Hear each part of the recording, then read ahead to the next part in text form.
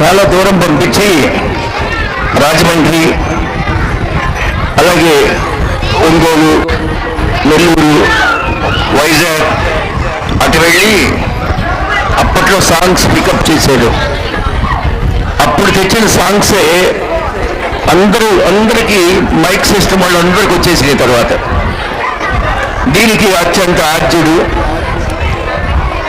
దీనికి ఎంతో కష్టపడ్డాడు. సెమీ క్రిస్మస్ అనేది పెదపూడి బ్యాప్టిస్ట్ సంఘ పండుగ అనేవాడు.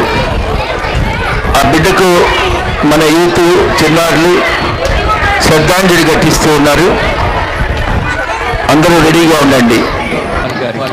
శ్రద్ధాంజలి. సెమీ క్రిస్మస్ ఆవిర్భావానికి అత్యంత పర్వదినంగా రూపురేఖలు తిప్పగలిగిన సామర్థ్యత కలిగిన అత్యాల సెమంత్ పాల్ గారు కీర్తిశేషులైనారు. ఎంఎస్సి మ్యాథమెటిక్స్ అండ్ జియాలజీ, గణిత శాస్త్రం, భూగర్భ శాస్త్రంలో post graduate, master of education చదువంతా కూడా ఫస్ట్ క్లాస్ తెచ్చుకున్నారు.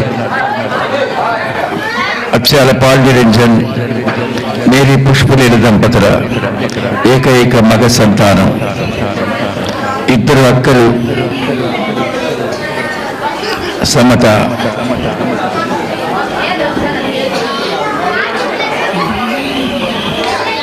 మమత. ఇద్దరు కూడా అల్లారి ముద్దుగా పెంచుకున్నారు.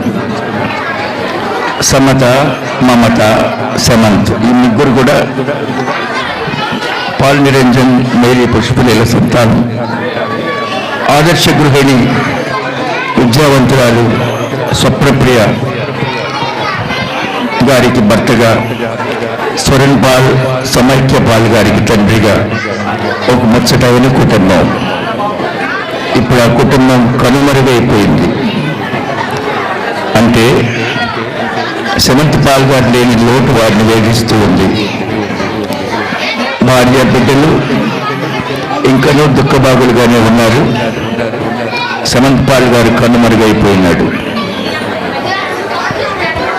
రాబోయే బిడ్డల ముచ్చట్లను, ఆనందాన్ని చూడకుండా ముందుగానే లోకానికి సెలవు అని దివికెగిన మహానుభావుడు Semanth Paul. Pedapudi Baptist church semi Christmas వేడుకలకు ఆద్యుడు, దాన్ని ప్రారంభం చేసిన వాడు, ఎంతో ఘనత వహించిన కార్యక్రమాలు నిర్వహించిన వాడు. మేనకోడళ్ళు డాక్టర్ సౌఖ్య స్పృహిత, అలాగే స్ఫూర్తి షారోన్, సుహిత షారోన్, చిన్ను,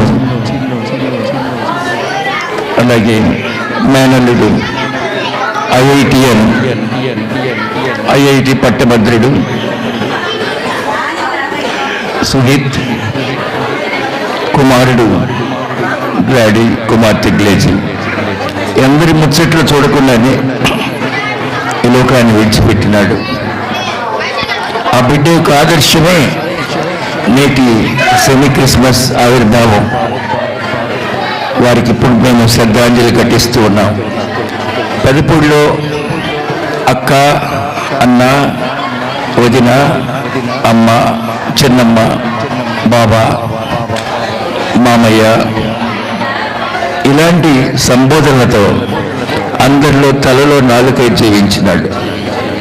మర్చిపోలేని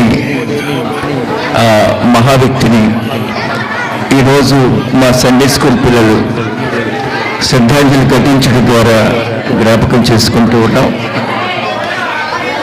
సెమీ క్రిస్మస్ పెదపూడిలో జరిగినంత కాలం సెమంత్ పాల్ గారి స్ఫూర్తి నిలిచే ఉంటుంది.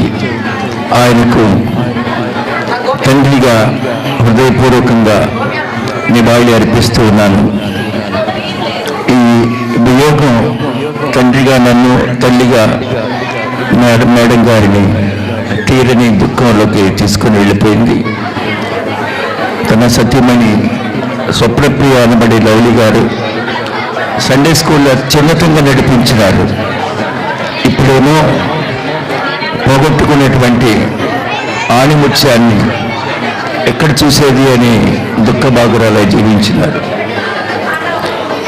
ఈ శ్రద్ధాంజలి ఘటిస్తున్న ఈ సమయంలో చిన్నపిల్లలు ఒక్కొక్కరుగా వచ్చి ఇక్కడ ఉంచబడినటువంటి పుష్పాలను వేయండి.